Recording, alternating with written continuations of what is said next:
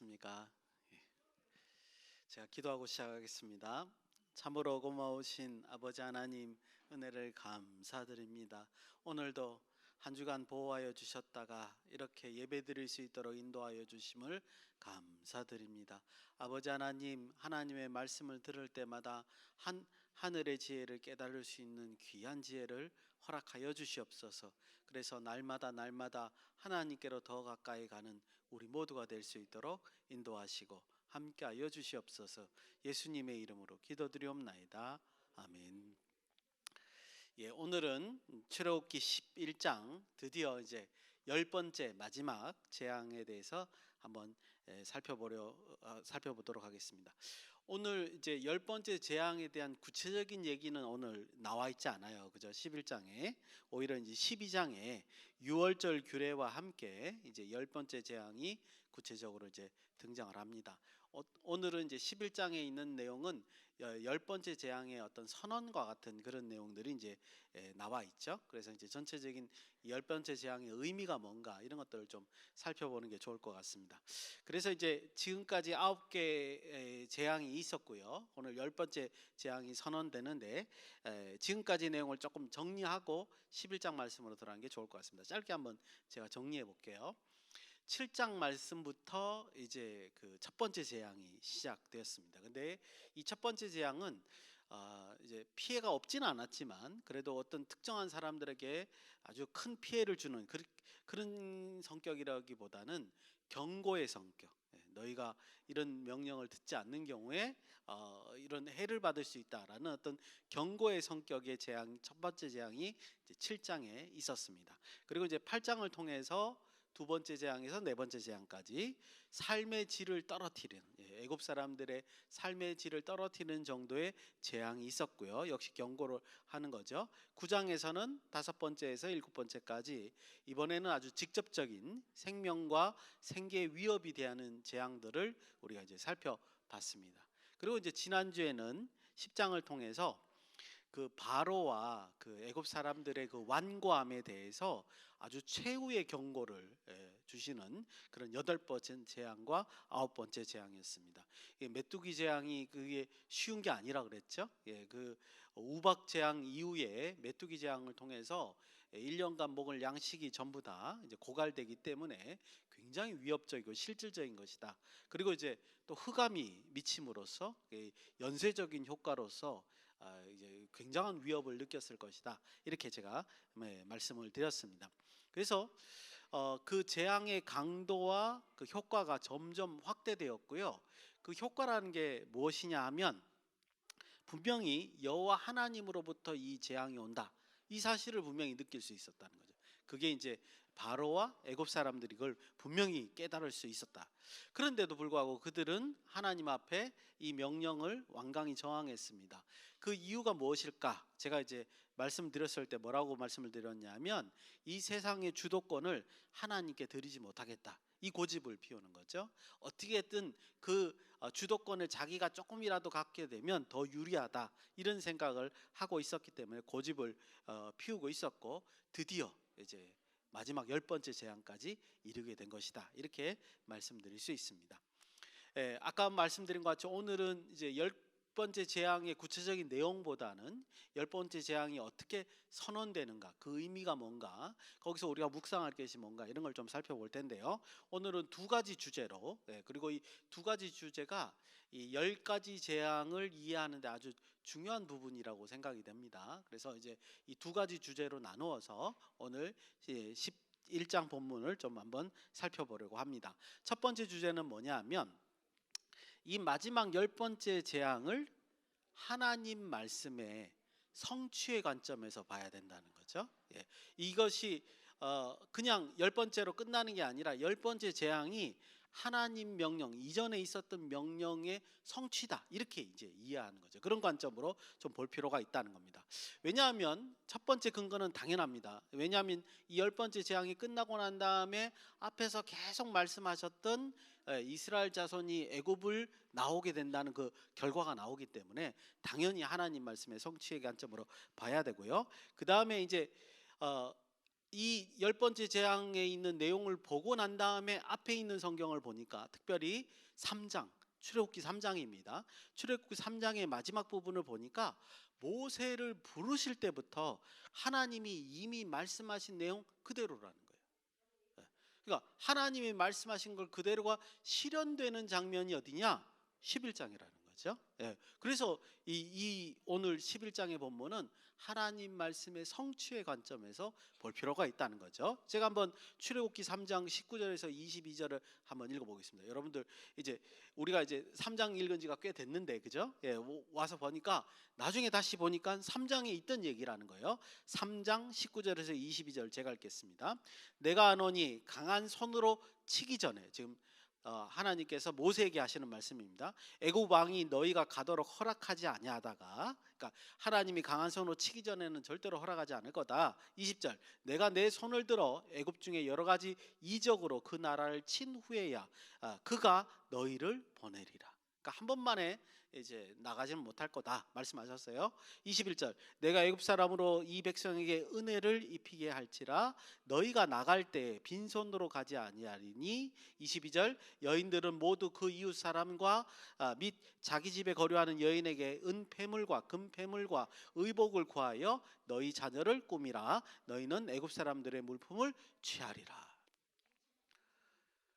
그죠? 이걸 읽어보니까 11장에 있는 내용, 이제 오늘 11장 안 읽어오신 분들이 계실 수 있겠습니다만 오늘 조금 이따 보면 알지만 11장에 있는 내용이 이미 출애굽기 3장에 모세를 부르실 때 하나님이 하셨던 그 선언과 거의 동일하다는 거죠.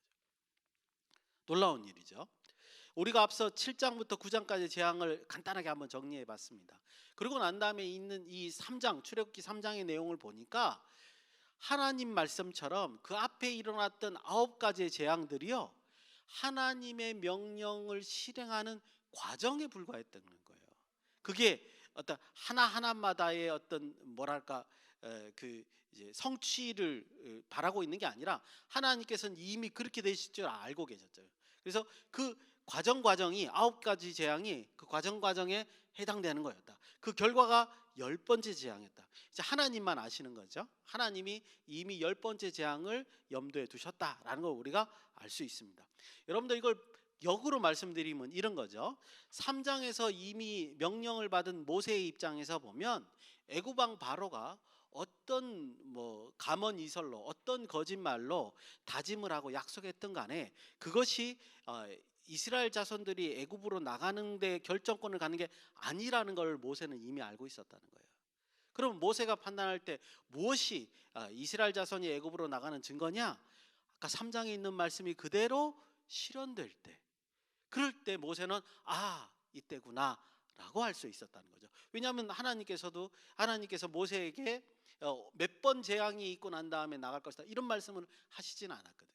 모세도 그걸 몰랐단 말이죠. 그런데 단지 3장에서 이런 일들이 있을 때 너희가 드디어 이제 나갈 것이다 라고 미리 말씀하신 거예요.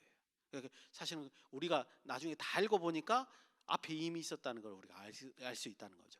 그래서 제가 이런 말씀들을 왜 드리냐면 오늘 11장 1절에서 2절 말씀이 지금 3장 말씀을 거의 반복을 하는데 1절에서 2절 말씀이라고 하는 것은 그 3장에서 명령하셨던 그 말씀이 실현되는 입장에서 우리가 이 본문을 읽어야 됩니다.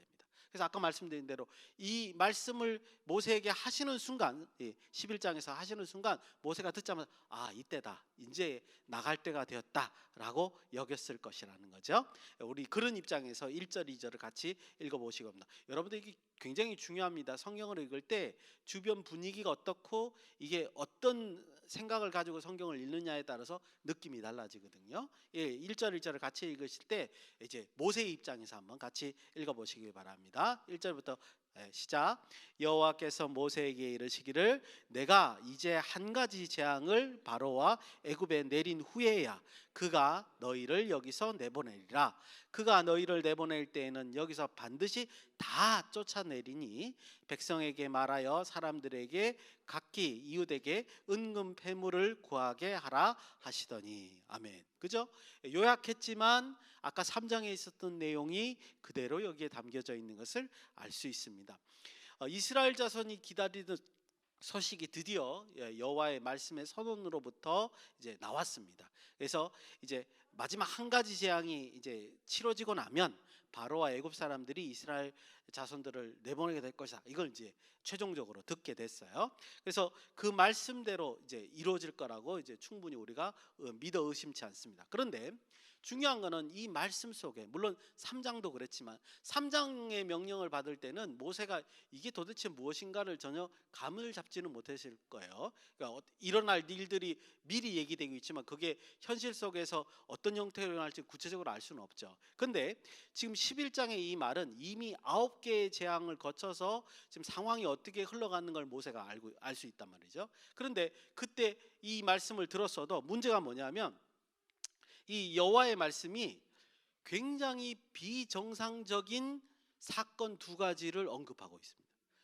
이스라엘 백성들이 애굽에서 나가는데 상식적으로 이해가 되지 않는 두 가지 사건이 덧붙여서 일어날 것이다 라고 하나님이 말씀하시고 계시다는 거예요. 그게 뭐냐? 첫 번째, 바로가 이스라엘 자손 모두를, 그러니까 그 소유까지 포함해서 모두를 내보내게 될 것이다 라고 하나님이 말씀하시는 거예요.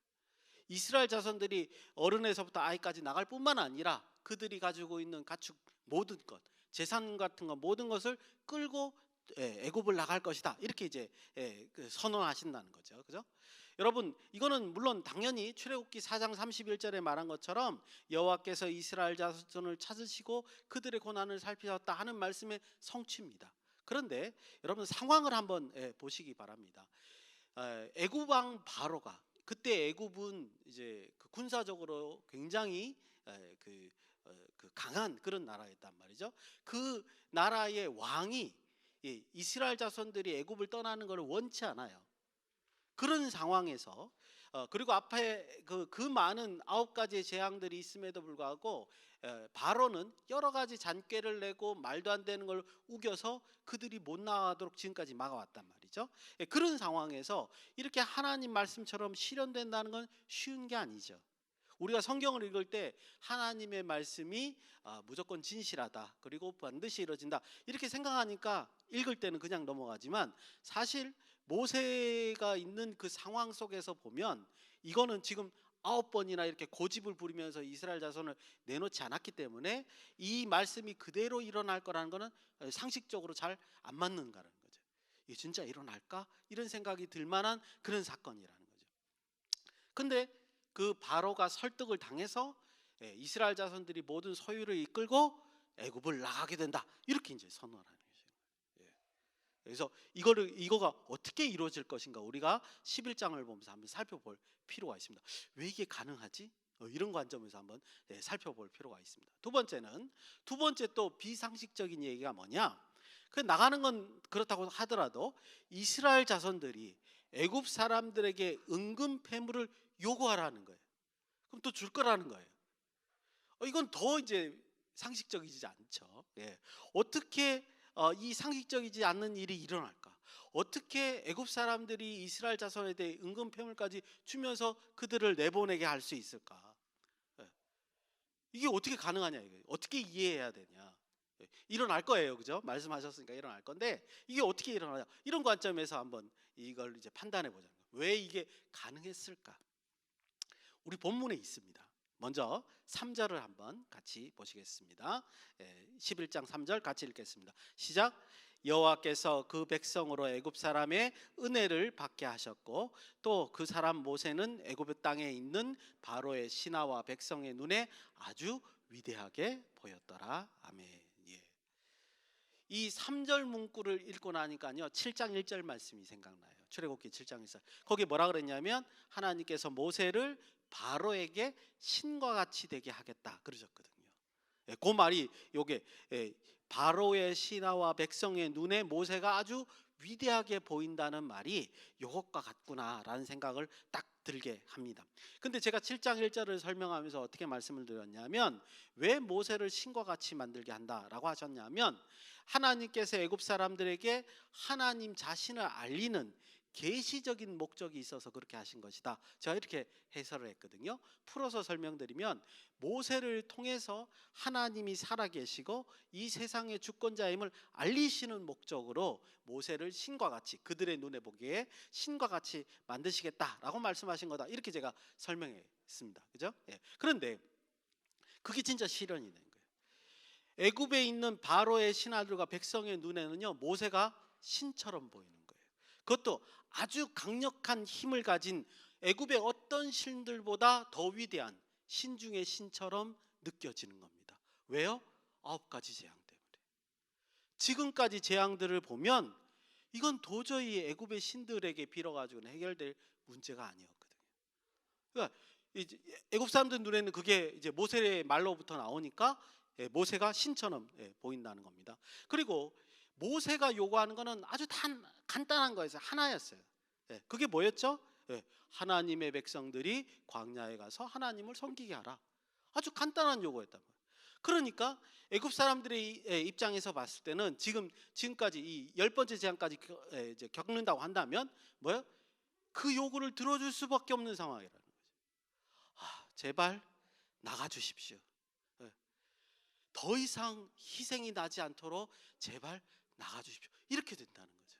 그들이 바라는 거 오직 그거 하나밖에 없다. 더 이상 피해받지 않고 그들이 그냥 이제 나가줬으면 좋겠다. 그리고 당신의 이길 자가 없습니다. 당신이 원하는 게 이거였으니까 이제 이스라엘을 이끌고 나가주십시오. 이렇게 바라는 것밖에 없었을 거라는 거죠. 그래서 아까 전에 말씀하신 하나님의 그 어쩌면 정상적으로 들리는 이스라엘 자손들이 모든 소유를 이끌고 나가게 되는 것이 아니냐, 이렇게 말씀드릴 수 있습니다. 이게 근거라는 거죠. 자, 첫 번째 문제는 해결됐는데, 두 번째, 그러면 왜 이스라엘 자손들은 애굽 사람들에게 은금 폐물을 요구하는가? 그리고 그걸 왜 애굽 사람들이 그걸 들어줄 것이냐? 이것도 우리가 한번 이해해 볼 만합니다. 그게 역시 8절에 담겨져 있습니다. 8절 우리 한번 같이 읽어보겠습니다. 시작.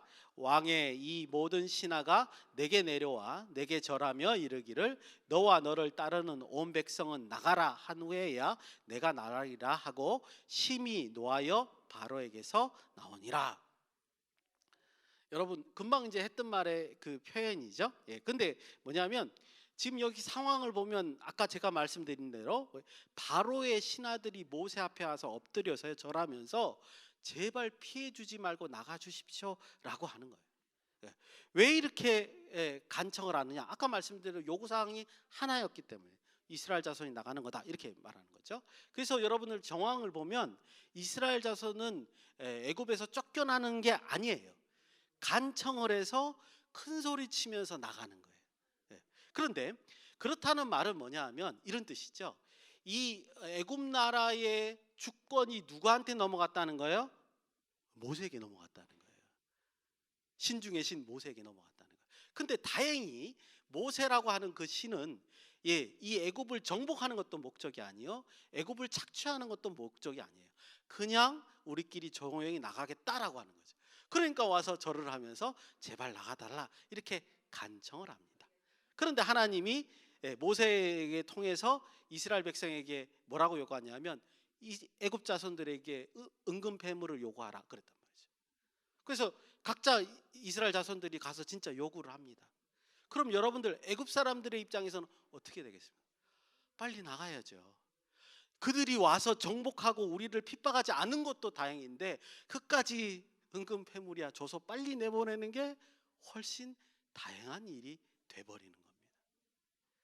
여러분, 그러니까 이 모든 일들이요, 하나님께서 모세를 신과 같이 만들어서 애굽 사람들에게 보여줬기 때문에, 그리고 그 배경에는 9가지 재앙이 있었고 이 10번째 재앙이 있었기 때문에 이런 결과, 기적의 역사가 일어나는 겁니다. 애굽 사람들의 입장에서는 그 신들이 노여워하지 않도록 이 여호와의 신이 이제 노여워하지 않도록 이렇게 제물을 바쳐서라도 그들을 내보내는 게 훨씬 다행한 일이 되어버렸다 하는 거죠. 그래서 이런 기적이 일어나는 거예요. 정말 하나님 말씀대로 이스라엘 자손들이 은금 보물을 가지고 애굽을 나오게 되는 상황이 되었다. 이렇게 말씀드릴 수 있습니다. 이제 두 번째 주제입니다. 짧게 두 번째 주제. 이 주제는 사실은 제가 이제 10가지 제안 가운데 언제 이 주제를 한번 다뤄볼까. 물론 중간중간에도 이제 말씀을 드렸는데 이제 본격적으로 이건 정리를 한번 하고 가야 된다라는 생각을 하고 있었는데 마침 이제 11장을 보니까 요때가 제일 정확한 이제 주제를 다루기에 더 적당하다라고 생각해서 지금 이제 다뤄보겠습니다. 9절 10절에 있는 주제입니다. 9절 10절 우리 또 같이 한번 읽어보겠습니다. 시작. 여호와께서 모세에게 이르시기를 바로가 너희 말을 듣지 아니하리라. 그러므로 내가 애굽 땅에서 나의 기적을 더하리라 하셨고 모세와 아론이 이 모든 기적을 바로 앞에 행하였으나 여호와께서 바로의 마음을 완악하게 하셨으므로 그가 이스라엘 자손을 그 나라에서 보내지 아니하였더라. 아멘. 이제 이 10가지 재앙도 거부할 것이라는 거, 이제 일어나기 전이에요. 선언했는데 거부를 해가지고 이제 진짜 마지막 10가지 재앙이 일어나는 겁니다. 근데 이제 그 10번째 재앙의 본격적인 얘기는 이제 우리 다음 주에 이제 12장 다루면서 말씀을 드릴 텐데요.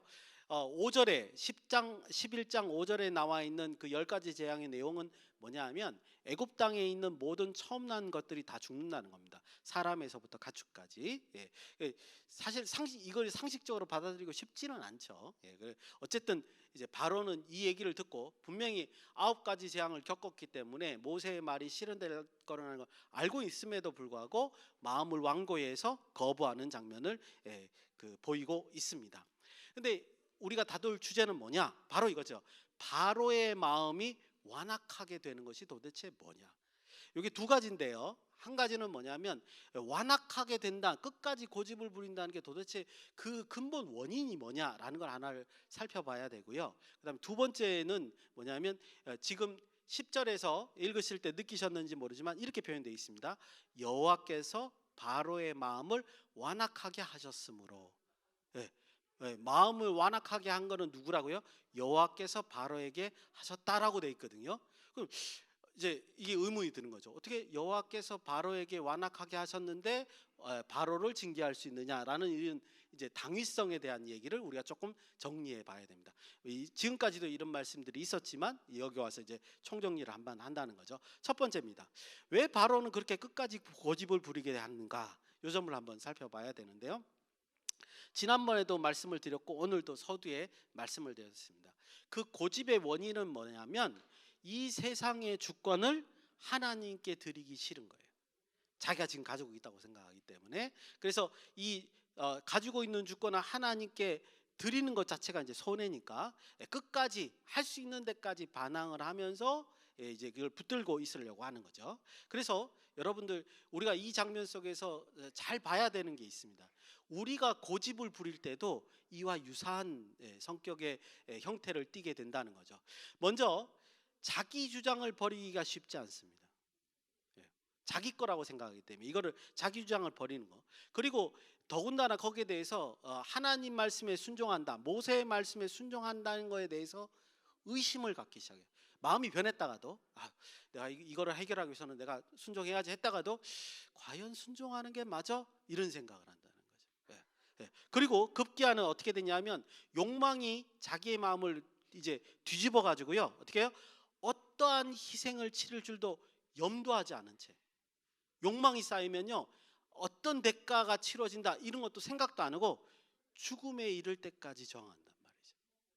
이게 사람이 욕심을 가졌을 때 일어나는 변화예요. 극단적인 데까지 몰고 가는, 우리 자신을 극단적인 데까지 몰고 가는 욕망의 모습이라는 겁니다. 우리는 이걸 잘 아셔야 됩니다.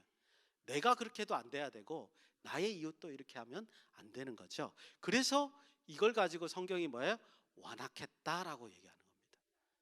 여기서 말하는 완악했다는 이렇게 끝까지 고집을 부리고 어떤 대가를 치르라도 자기를 죽음으로 몰고 가는 것, 이거를 완악했다라고 성경이 말한다는 겁니다. 두 번째로요. 아까 말씀드렸는데요. 왜 여호와께서 바로의 마음을 완악하게 하셨다라고 표현이 되어 있느냐. 굉장히 오해할 만한 구절입니다. 그리고 아까 말씀드린 대로 이 질문에 대한 요점은 뭐냐면 하나님이 공의롭지 못한 것이 아니냐라는 질문에 있죠.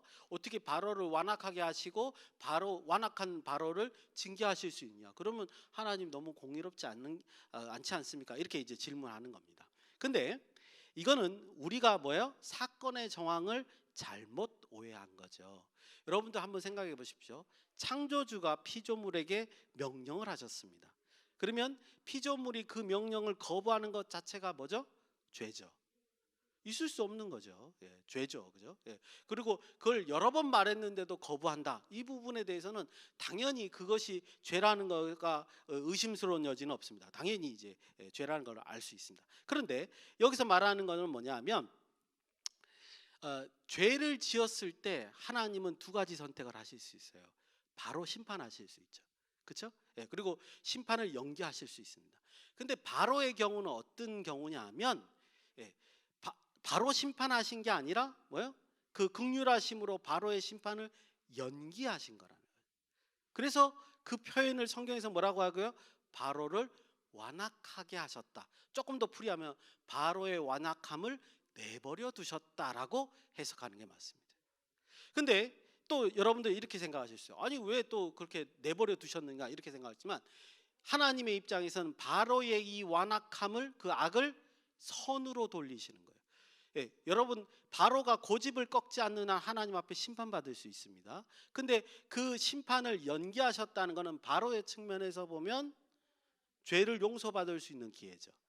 근데 그 기회를 10번이나 바로는 놓치는 거죠. 근데 하나님은 10번이나 그에게 기회를 주시면서 동시에 그것이 하나님의 이름을 애굽 사람들에게 알리는 선한 방향으로 선용하시는 겁니다. 이게 놀라운 지혜죠.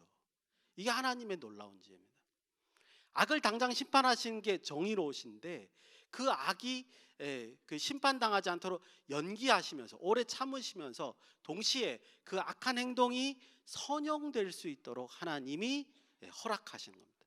그것을 가지고 성경에서 뭐라고 표현하는 거예요? 여호와께서 바로를 완악하게 하셨다라고 표현하는 겁니다. 오해하시면 안 돼요.